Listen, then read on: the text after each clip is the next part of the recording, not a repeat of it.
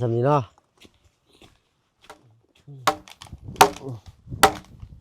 ขนมคุม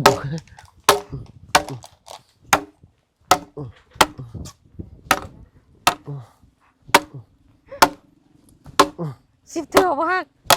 ะ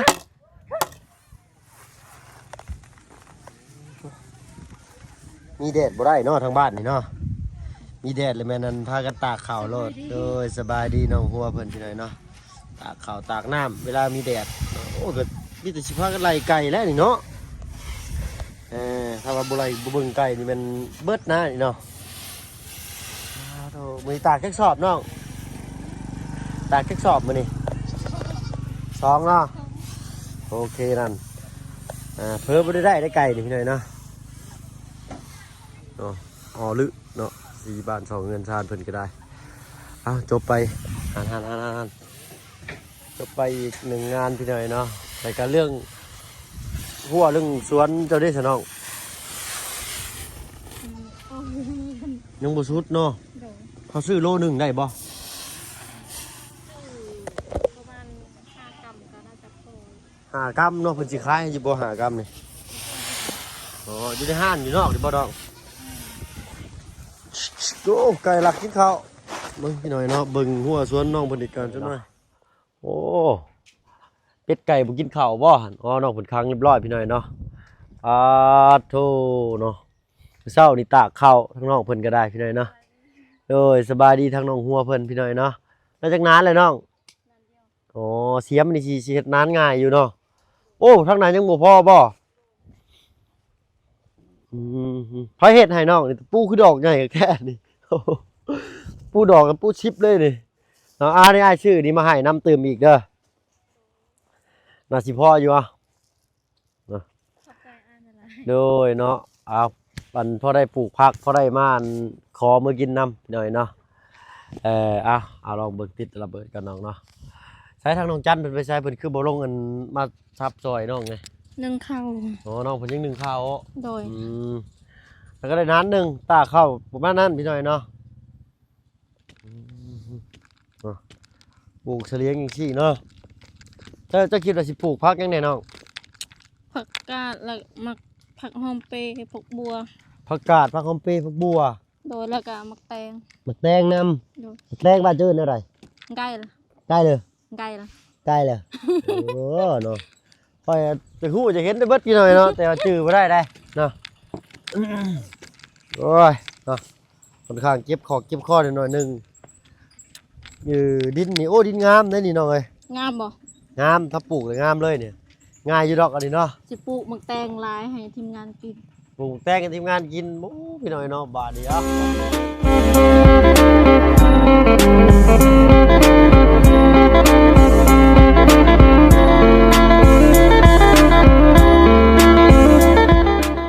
ทักทายเนาะกับทักทายสบายดี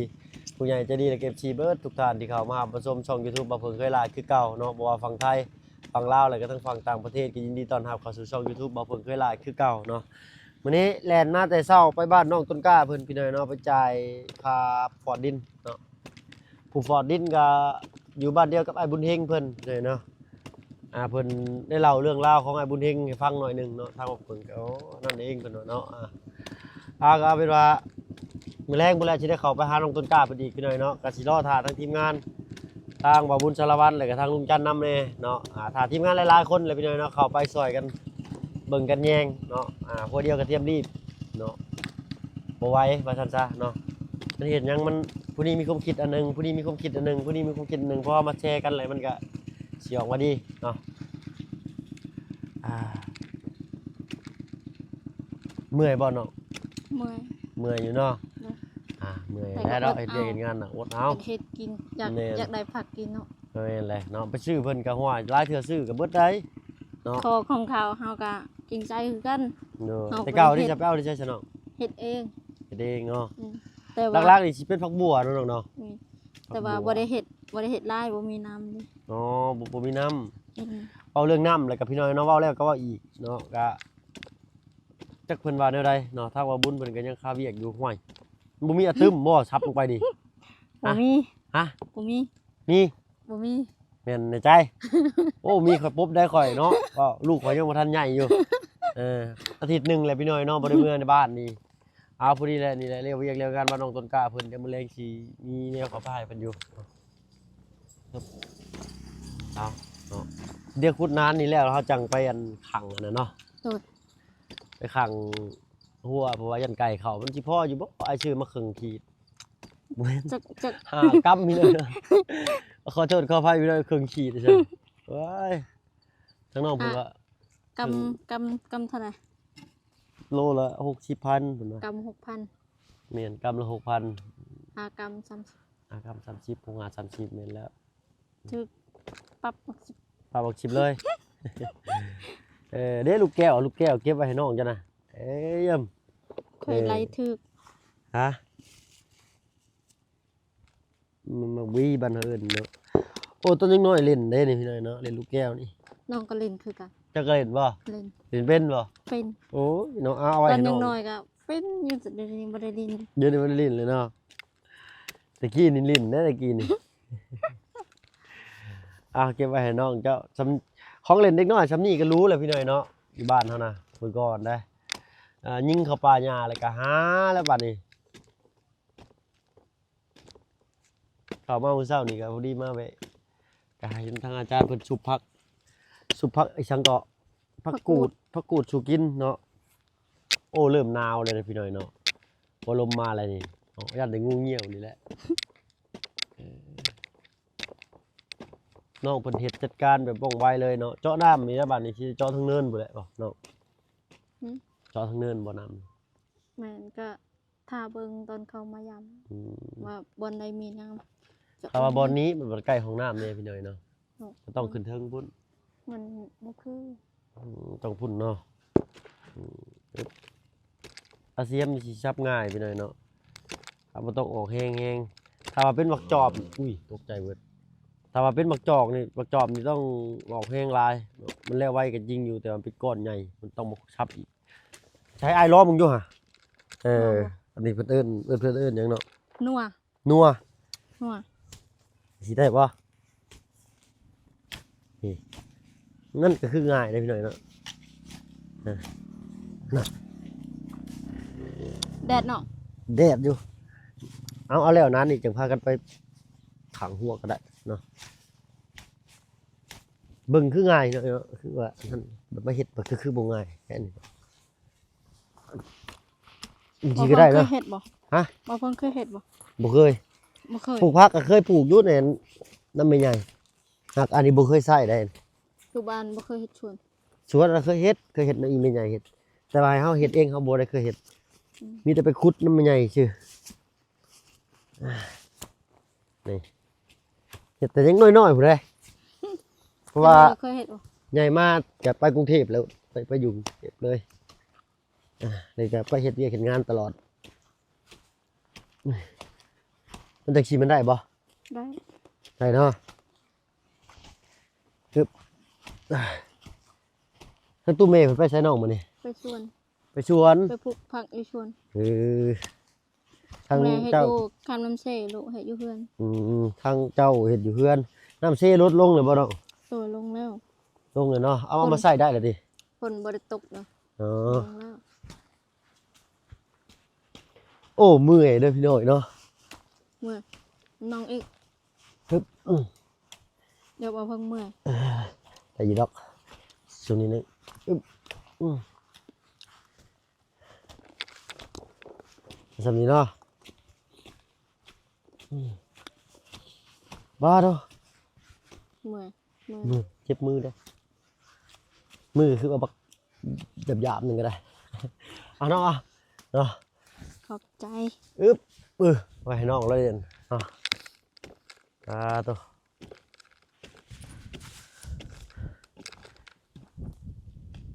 นี่อีกจังหน่อยก็แล้วดอกคอยเฮ็ดไปมือละนานสองนานต้องก่อนแรงเนาะน้องเนาะมันบ่ได้เด้อันนี้มันยังแดดอยู่ ต้นแรงมันสิหก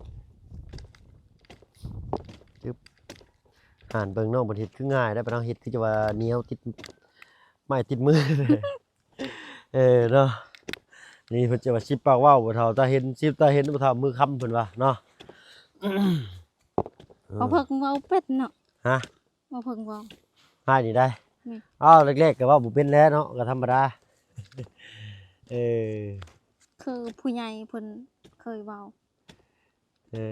การนี่แหละก็เบิ่งน้ำเพิ่นนี่แหละเฮาไปเรื่อยๆไปเรื่อยเฮาก็ทุกอย่างก็มีการเรียนรู้แหล้วเนาะอยากจะเก็บกำข้อมูลเบิ่งนำไปนำฟังนำการฟังนี่สำคัญในการฟังนี่เนาะการฟังแล้วเฮามาคิดเนาะบ่แม่นเฮาสิฟังซื่อๆแล้วเว้าไปโลดก็บ่ได้เด้เนาะบางทีมันก็ถูกบางทีมันก็บ่ถูกอ้ายคือกันบางทีก็เว้าถูกบางทีก็เว้าบ่ถูกหั่นล่ะเนาะมันก็มีเบิด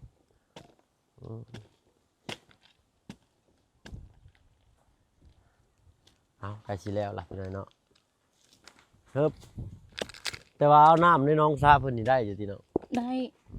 มาโหดเนาะผักกาดผักสลัดแต่ว่าผักกะหล่ำนี่สิปลูกยากๆเด้อพี่น้อยเนาะเพราะว่ามันต้องปลูกในอากาศเย็นบ่หรืออากาศหนาวนี่แหละเคยปลูกอยู่บ่น้องผักกะหล่ำ ปลูกมันบ่ค่อยเป็น เป็นกับหัวน้อยเนาะ นี่ มันต้องการอากาศเย็นเด้อพี่น้อยเนาะผักกะหล่ำต้อง ปลูกผัก ต้อง กา อั ด นทางผักช่องแดนหนาวอย่างเดียวเลยต้องปลูกได้นี่ ปลูกผักกาดให้สิเป็น ผักกาดนี่ก็คักเลยเนาะน้องเนาะ แม่นสิปลูกผักกาดนะ อ่า สบายกินเมียงเนาะ นี่พี่น้อยเนาะซื้ออันพาแยงครับว่าจะถ่ายน้องเพิ่นอะไรก่อนถ่ายน้องเพิ่นจังมาดึงใส่นี่ก็ได้ดอกบ่ยากดอกครับ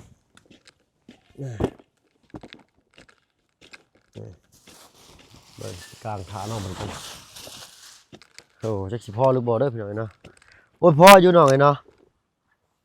นี่นะ โอ้พอดีเลย พอดีเลยเนาะ อืม วานนี่บ่าวไล่บ่ซื้อเข้ามาให้ แม่น อืม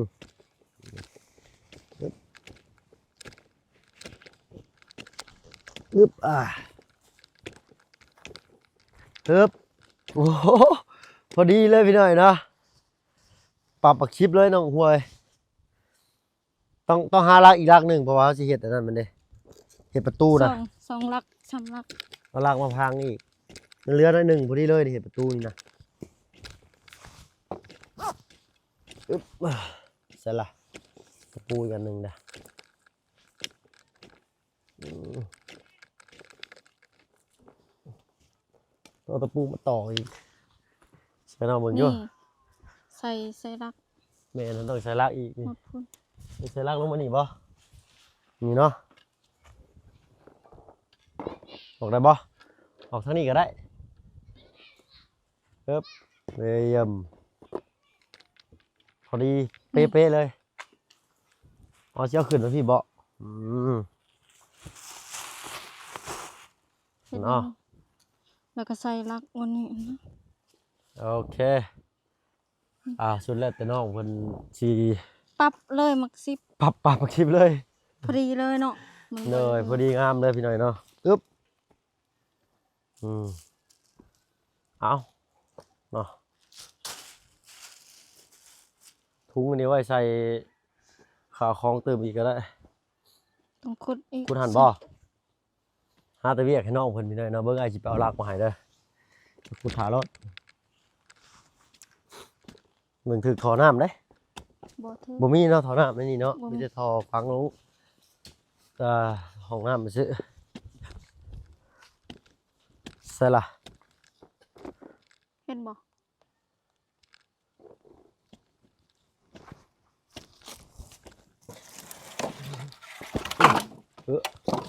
เฮ้ย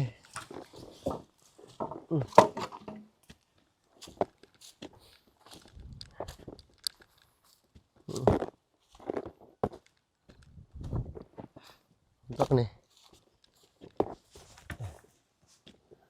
ตัดครึ่งนี่เนาะน้องเนาะตัดครึ่งบ่หรือฟังไปเลย อืม มันต้องได้ตัดครึ่งเดี๋ยวนี้ถ้าฮ้อนพี่หน่อยเนาะ ฮะ อะไรเนาะบางจัน cái บ่ cái nơi cái là cái tựa cái đó ยังได้บัดล้างมือก่อนปึ๊บ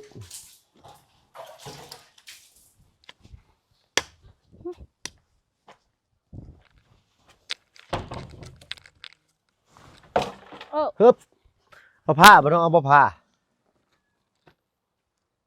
ตัดเนาะ ตัดครึ่งพอดีมาสิตัดให้มา เอา ข่อยกับเราตัดเดี๋ยวนี่แหละอาชีเอิ้นน้ำนองจันดอก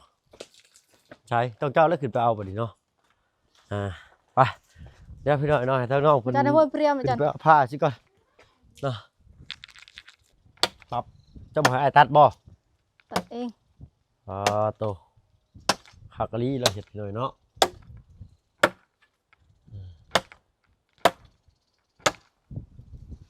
เว้าเบกกระสอบเข้าก็แม่นลาวเนาะข่อยจนอายพี่น้อยเนาะข่อยก็ว่าข่อยบ่ได้อ่อนแอนะพี่น้อยเนาะแต่ว่าสู้เราได้มันอยู่ที่เทคนิคพี่น้อยเนาะการเฮ็ดของนักการย่อของนักมันอยู่ที่เทคนิคเฮามันอยู่ที่กายภาพของเฮาว่ากายภาพของเฮาร่างกายเฮาสัมผัสมาแบบใดหั้นนะแล้วมันสิเกิดความคุ้นชินนั่นก็สิเฮ็ดง่ายจักบ่เพิ่งอธิบายถูกหรือบ่พี่น้อยเนาะขอโทษขออภัยนำหลายๆใส่2ลักบ่น้องหรือ3 3 เดี๋ยวอาจสิไปเอามาอีกอันหนึงโอเคก็เฮ็ดไปก็ได้มัน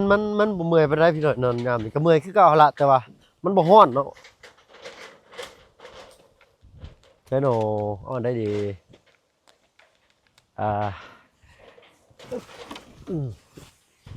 อันนี้ต้องเอาลักนี่ไม่ไว้อันนั้นอันนี้แม่นไม้ยางโบงบ่เนาะแม่นบ่ไม้ยางโบงฮะเอาไว้อันใส่ประตูทางเข้าแล้วสิทางเข้าทางนี้บ่ นี่เด้ทางเขา ทางเข้าอ๋อเขาสิปลดตัวนี้เนาะ แม่น ปลดตัวนี้ออกแล้วก็เปิดเขาเลยนี่ก็ยาวนี่พี่น้อยเนาะตัดครึ่งบ่ตัดครึ่งก็สิบ่ชันเพราะว่าเนาะตัดนี่เอาปลายมันออกเนาะเบิ่งอาสิตัดเลย เฮ็ดพื้นอีก เป็นพื้นอีกใช้เป็นประโยชน์เลยนี่เนาะเบิ่งพันมีต้องใกล้ๆกันได้นี่เนาะไม้แห้งจากพัดยากนิดหน่อยนึง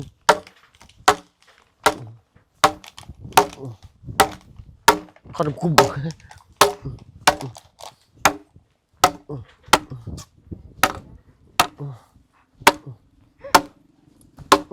10เทื่อบ่ฮัก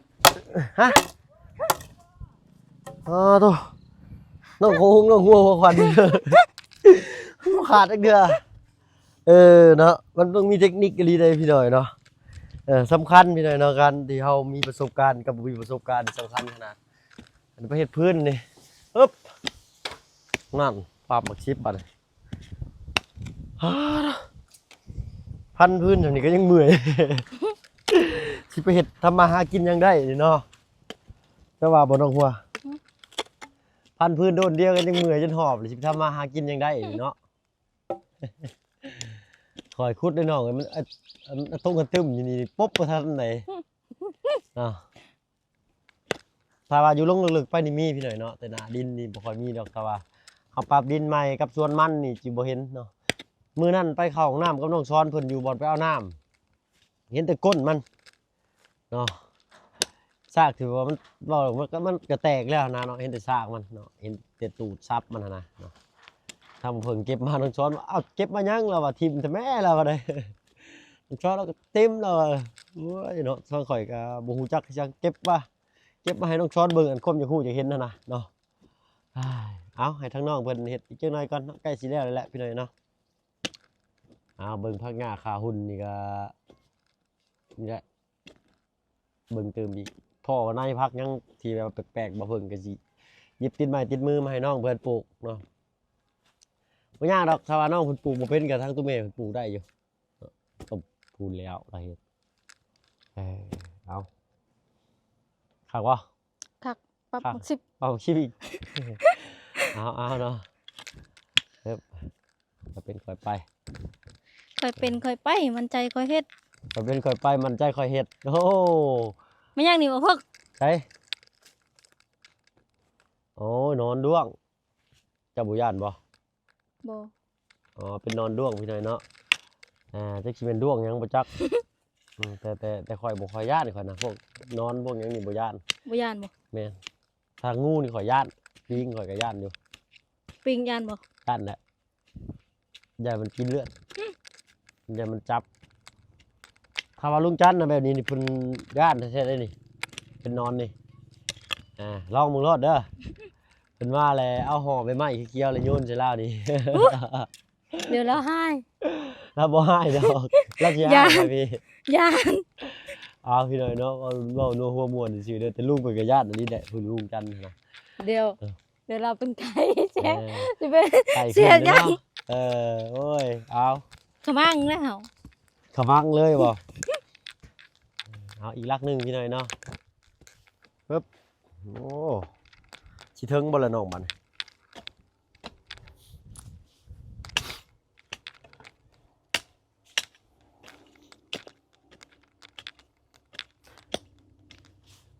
มาถึงก็สิได้ชูดส่วนนั้นแล้วมาอีกเนาะเอาลองเบิ่งพี่หน่อยเนาะ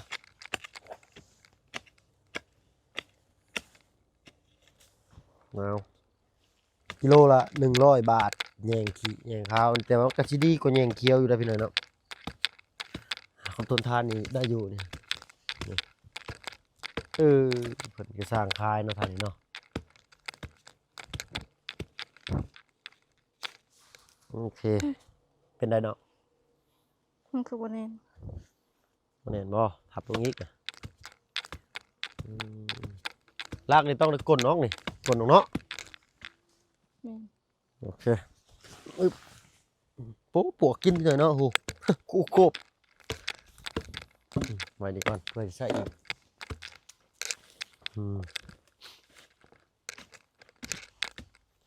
ปึ๊บได้กว้างขึ้นอีกน้อยนึงบาดตัวนี้เราบ่มีเหือเลยมีเหืออยู่บ่เจ้า มี มีอยู่เนาะต้องกินน้ำหลายๆเลยเด้อเจ้าเด้อเฮ้บบ่ถึงช้ำน้องเลยแน่พอดีเลย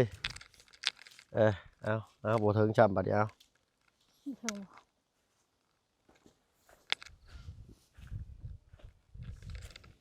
เออ ครับบ่ถึงเขาก็มาต่อเอาต้นนั้นมีอยู่ในตารางเรือนหน่อยหนึงเยี่ยม ดึงมึงดูเพิ่งบ่ ถึงเลย พอดีเลย อ้าวหลุด พอดีบ่ ได้อยู่เดี๋ยวหามาปิดเอาอีกก็ได้นี่ฮะ ตัวนั้นน่ะมันอันนั้นเนาะ มันต้องยืดทางนั้นมาบ่ แต่ตกมาแล้วดิ อ๋อ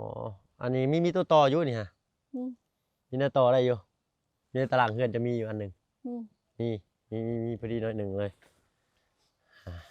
โอเค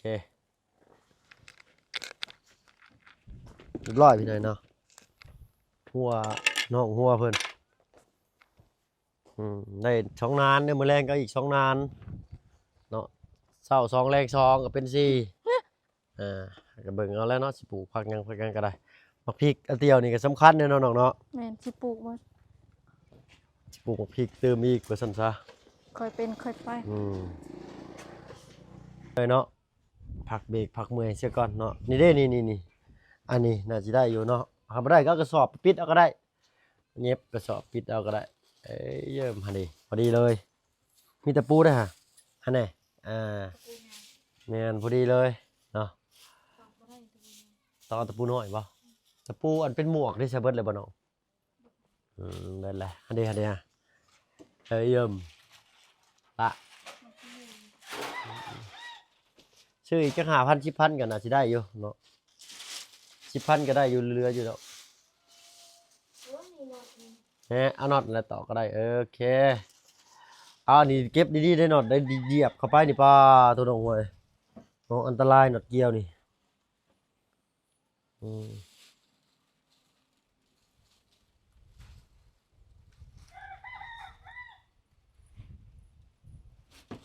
เอาเนาะเฮ็ดเทือนบักห้องครัวจบสีดีงามตั้งตู้เมเพิ่นก็ไปแต่หายแต่สวนพี่เลยเนาะแม่นแหละคันอยู่แต่เฮือนแต่ซ่านก็บ่มีความอยู่ความกินเนาะเพิ่นก็เพิ่นไปเฮ็ดงาน ปลูกผักปลูกหญ้าว่าซั่นซะโอเคโอ้เรือได้เอาก็เก็บไว้ตัวนี้สำคัญหน่อยเหยียบนี่ว่าอันตรายแท้ๆได้รถดำนี่เก็บ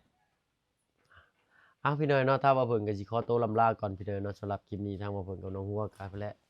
เดี๋ยวสิไปต่อเติมอีกจักเล็กจักน้อยก็สิบ่ได้ถ่ายให้พี่ให้น้องเบิ่งเนาะพี่น้อยเนาะเดี๋ยวหน่อยเดียวหนึงก็ได้เนาะสำหรับคลิปนี้ลาแล้วทางน้องหัวเนาะโดยสบายดีอะตึมไปใช่แล้วอะตึม